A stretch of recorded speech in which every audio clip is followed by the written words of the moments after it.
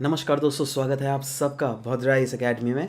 आज के क्लास में दोस्तों हम लोग 4 अप्रैल से लेकर 10 अप्रैल के बीच में जो भी न्यूज़ थे ना करंट अफेयर्स में, असम के रिलेटेड, सिर्फ और सिर्फ असम के रिलेटेड, इसलिए असम पीसीएस स्पेसिफिक बोला गया है इसको, राइट। उन सब चीज़ों को हम लोग डिस्कस करेंगे। तो चलिए शुरुआत करते हैं। बट शुरुआत करने से पहले, if you at all want to take admissions in भद्राइस, then any time you can contact on to these numbers is well.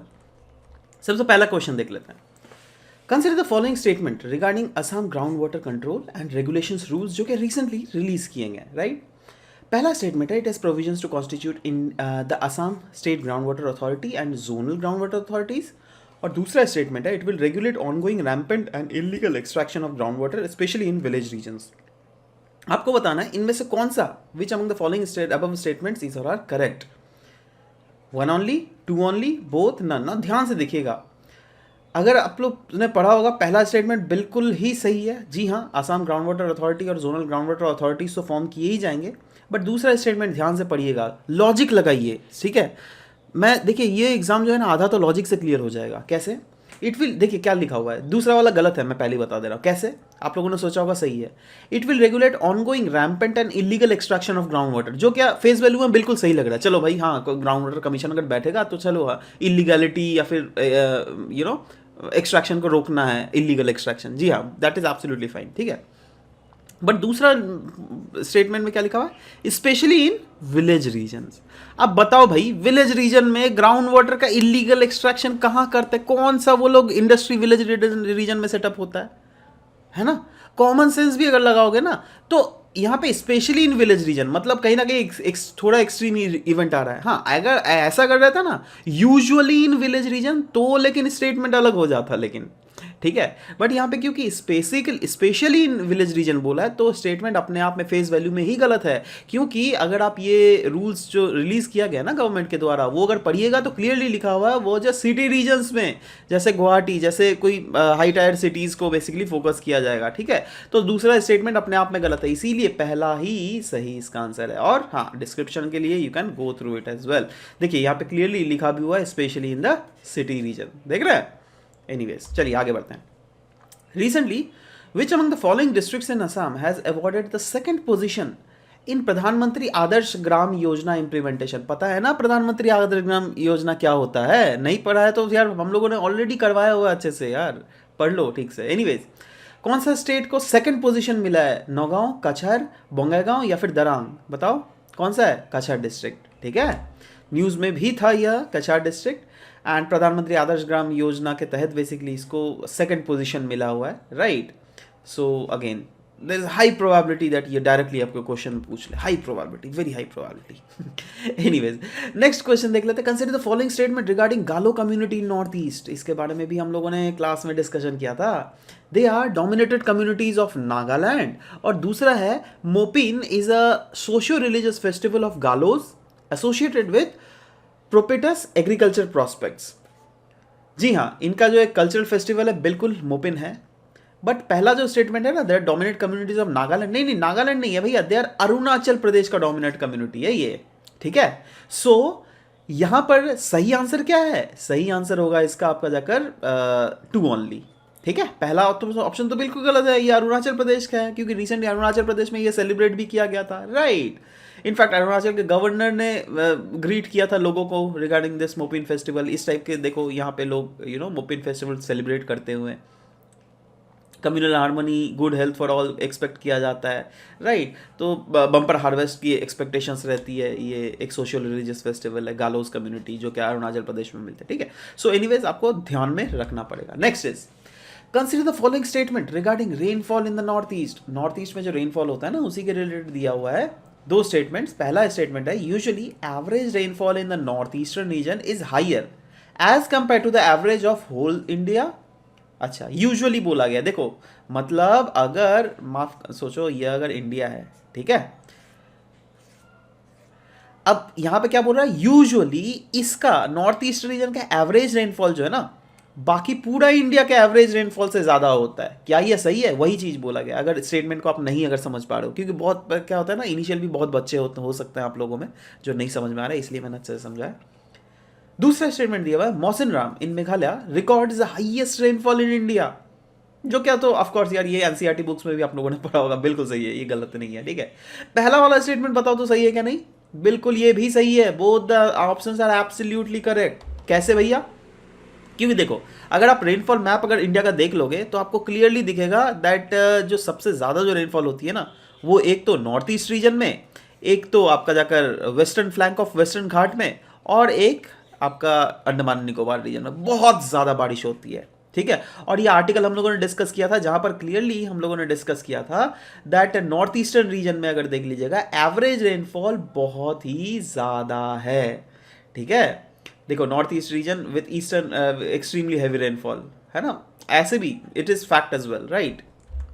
Next, which among the above statement regarding Deepor Beel wetland is correct.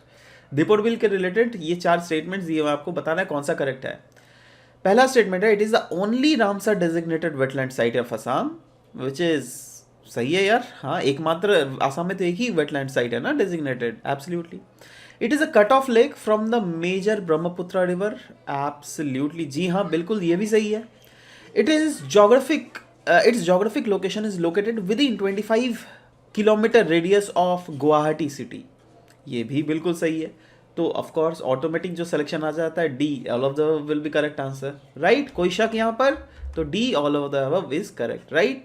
तो जैसे देखो ये वाला है ना, ये देखो गुवाहाटी है ना, देख रहे हो गुवाहाटी पलटन बाजार है ना, गए होगे ना कभी, जीएस रोड है, मैं गया हूँ एक बार गुवाहाटी एनीवेज। तो देखो ये इसके 25 किलोमीटर के रेंज में ही आ रहा है यार, ऑफ कोर्स है ना। सो रेडियस डायमीटर नहीं बोला है, ठीक है। तो एनीवेज तो दिस इज द फैक्ट है ना, यहाँ पे गुवाहाटी एयरपोर्ट भी है, देख रहे हो। तो हाँ this is the correct answer, ठीक है। इसके रिलेटेड हम लोगों ने एक आर्टिकल भी डिस्कस किया था, तो उसी के रिलेटेड हम लोगों ने मैप डिस्कशन किया था, तो इसीलिए ये क्वेश्चन से पूछा गया। Next, consider the following statement regarding international airports in north east. अच्छा, नॉर्थ ईस्ट में इंटरनेशनल एयरपोर्ट के रिलेटेड क्वेश्चन दिया हुआ है। There are at present 6 international airports in north eastern region, Guwahati is one among them. अब बताइए क्या आपको लगता है दैट ये सही है, दोनों के दोनों सही है क्या नहीं, क्योंकि करेक्ट ऑप्शन आपको निकालने बोला है, 1 ओनली, 2 ओनली, बोथ, नन। देखो गुवाहाटी जो है ना, जी हाँ एब्सोल्युटली सही है। पहला वाला जो है ना यहाँ पर 6 नहीं है, यहाँ पर 2 है बेसिकली। एक्चुअली गुवाहाटी, इम्फाल और अगरतला भी रिसेंटली न्यूज़ में था, बट उसका अभी भी एक्चुअल 100% कंफर्मेशन नहीं है, इसलिए मैं 2 ही इसको कंसिडर करके चल रहा हूँ, ठीक है। न्यूज़ में भी था है ना दैट नॉर्थ ईस्टर्न रीजन को कनेक्ट करना है डिफरेंट रीजन में, जैसे बैंकॉक, ढाका, काठमांडू, हैनोई, मंडले, कुनमिंग, चित्तगोंग, सब रीजन से कनेक्ट करना है। इसीलिए बेसिकली बात की जा रही थी दैट हमारे एक्ट ईस्ट पॉलिसी के तहत भी क्यों ना नॉर्थ ईस्ट को इतना ज़्यादा प्रमोट करे, जिससे यहाँ पे इंटरनेशनल एयरपोर्ट्स की संख्या और भी हम लोग को बढ़ाना चाहिए, राइट। इसलिए ये न्यूज़ में था। तो anyways correct option is B, ठीक है, याद रहेगा। चलो, which Indian writer has recently received O Henry award. Amar Mitra, Sangeeta Paul, Smita Murthy और अरुंधति रॉय, बताइए कौन सा है correct option. Amar Mitra, direct question है भाई, कि रिसेंटली उनको बेसिकली मिला था, क्यों, क्योंकि बहुत पहले उन्होंने एक शॉर्ट स्टोरी लिखा था गांव बूढ़ो बांग्ला में, ठीक है, तो उसके लिए उनको मिला हुआ। और इंग्लिश में भी इनका एक स्टोरी है ओल्ड मैन ऑफ कुसुमपुर, ठीक है। Next, recently MGNREGA rates has been revised. Recently NREGA rates को रिवाइज किया गया, ओके बिल्कुल सही है। इसके रिलेटेड हम लोगों ने आर्टिकल भी डिस्कस किया था। Now regarding the rates revision in the north east reason, अब नॉर्थ ईस्ट में भी तो रिवाइज किया गया ना, पूरा इंडिया में अगर किया गया तो इसमें भी किया गया है। In which among the following states there is no hike in the price rates. इनमें इन 4 ऑप्शंस में से कौन से ऐसे रीजन है जहां पर बिल्कुल ही थोड़ा भी हाइक नहीं हुआ है प्राइस रेट में। ऑप्शन सर त्रिपुरा, सिक्किम, असम या फिर नागालैंड। आपको बताना है कौन सा सही है। देखो नो हाइक मतलब थोड़ा भी हाइक नहीं हुआ है ना। मेघालय में अगर देख लीजिएगा सबसे कम हाइक हुआ है, ये भी लेकिन एक अलग सा एस्पेक्ट है जो कि आपको याद रखना पड़ेगा। नॉर्थ ईस्ट में एक स्टेट है मेघालय, पता है ना, वहाँ पे सबसे कम हाइक हुआ है। बट कुछ कुछ ऐसे भी रीजन्स है जहाँ पे एक थोड़ा भी हाइक नहीं हुआ है। वह है, एक है मणिपुर, दूसरा है मिजोरम और तीसरा है, बताइए कहाँ है, यहाँ पे ऑप्शन में दिया हुआ है, वो है त्रिपुरा, राइट। सो याद रखिएगा Tripura is the correct answer, ठीक है, जहाँ पे देख लीजिएगा लोएस्ट इंक्रीज जो हुआ है मेघालय में हुआ है मात्र 1.77%, हाईएस्ट इंक्रीज जो हुआ है ये गोवा में हुआ है 7.14%, राइट। वहीं पर there is no change in wet rates अगर देख लीजिएगा वो है Manipur, Mizoram and Tripura the regions, ठीक है। चलो नेक्स्ट क्वेश्चन आ जाते हैं। Consider the following statement. अच्छा हाँ, बाय द वे आप लोगों ने नीचे कमेंट सेक्शन में लिखना ज़रूर है कितना आपका सही हुआ है क्वेश्चन, ठीक है। ऐसे मत बैठ जाना दैट हाँ नहीं लिख रहे हैं, ना लिखना यार, उससे समझ में आएगा ना दैट हाँ आप इम्प्रूव कैसे कर रहे हो। मेरे को भी अच्छा लगेगा दैट हाँ आप एक्चुअली में सिर्फ वीडियो देख ही रहे हो या एक्चुअली प्रैक्टिस भी कर रहे हो, ठीक है। क्योंकि यूजुअली देखो ये ट्रेड्स होता है सीरियस स्टूडेंट्स के, है ना, जो कि हम लोगों ने एनालाइज किया दैट हाँ they always participate when ever we teach anything, right. So it is also your duty to participate as well. Anyways next, consider the following statement regarding Mukhyamantri Saur शक्ति प्रकल्प स्कीम ऑफ असम। अच्छा, ऑफ कोर्स ये आपको पता है ना scheme किसके related है, सोलर पावर प्रमोशंस के लिए। Anyways, state seeks to produce 1000 gigawatt of solar power in the next 3 years, okay. दूसरा है द projects would be sited on unused government land and on water bodies, which is absolutely correct, right। But पहला वाला statement में ना थोड़ा सा मैंने गेम खेला हुआ है, यहाँ पे गीगावाट नहीं मेगावाट है भैया। गीगावाट क्या 500 गीगावाट तो पूरा इंडिया का ही कमिटमेंट है जी, है ना। तो अकेला क्या आसाम 1000 गीगावाट करेगा, पॉसिबल है नहीं ना, है ना। कॉमन सेंस भी लगाओ कभी, है ना। सो अगेन यहाँ पर 1000 मेगावाट होगा, नॉट गीगावाट, ठीक है। ये छोटा सा डिफरेंस है, इसीलिए ऑब्वियस सा बात है पहला वाला स्टेटमेंट रॉन्ग हो जाता है, दूसरा वाला स्टेटमेंट बिल्कुल सही है, इसलिए correct option is B only, right. उसके बारे में डिटेल्स आप देख सकते हैं, मुख्यमंत्री सौर शक्ति प्रकल्प, ठीक है। उसके तहत असम गवर्नमेंट का एम है दैट 1000 मेगावाट जो है यह बेसिकली सोलर पावर से एनर्जी जनरेट करे। इसके कारण इसको सेटअप भी तो करना पड़ेगा ना जी, इंफ्रास्ट्रक्चर। उसका किसको दायित्व दिया गया है, वो है APGCL, that is Assam power generation corporation limited. इसके तहत 5000 एकर्स ऑफ लैंड जो है स्टेट में, पूरा स्टेट वाइज बेसिकली सेलेक्ट किए जाएंगे और उसके ऊपर, और वो लैंड जो रहेगी यूजुअली अनयूज्ड गवर्नमेंट लैंड या फिर वाटर बॉडीज के ऊपर ये सब प्रोजेक्ट सेटअप की जाएगी, ठीक है। Next, consider the following statement regarding socio ecological and economic conditions of Assam. दो स्टेटमेंट दिए हुए हैं। Over 1/3 of land mass of Assam is forested. About 85% of the population living in rural areas with farming as their main source of income. आपको बताना है दोनों statement में कौन सा करेक्ट नहीं है। पहला है 1 ओनली, 2 ओनली, बोथ नन। ना ध्यान से देखना, पहला वाला तो बिल्कुल सही है, दूसरा वाला भी बिल्कुल सही है, राइट। दोनों स्टेटमेंट सही है, बट यहाँ पे क्वेश्चन पूछा हुआ है नॉट करेक्ट, राइट। तो ऑब्वियस सा बात है D will be the correct answer here, ठीक है। सो पढ़ लो, उसी के रिलेटेड था। मुख्यमंत्री सौर संकल्प प्रकल्प के तहत बेसिकली कुछ डेटाज दिए गए थे, उसी के MCQs बन गए आपके, है ना। नेक्स्ट क्वेश्चन है, under the recent report of council on energy environment and water study on forest fires in India. इन्होंने एक रिपोर्ट निकाला था CEEW ने रिगार्डिंग इंडिया में फॉरेस्ट फायर्स के रिलेटेड, राइट। तो दो स्टेटमेंट इसी से पूछा गया और आपको पूछ रहा है कौन सा करेक्ट है। पहला स्टेटमेंट है over 30% of districts are hotspot of extreme forest fires, ठीक है।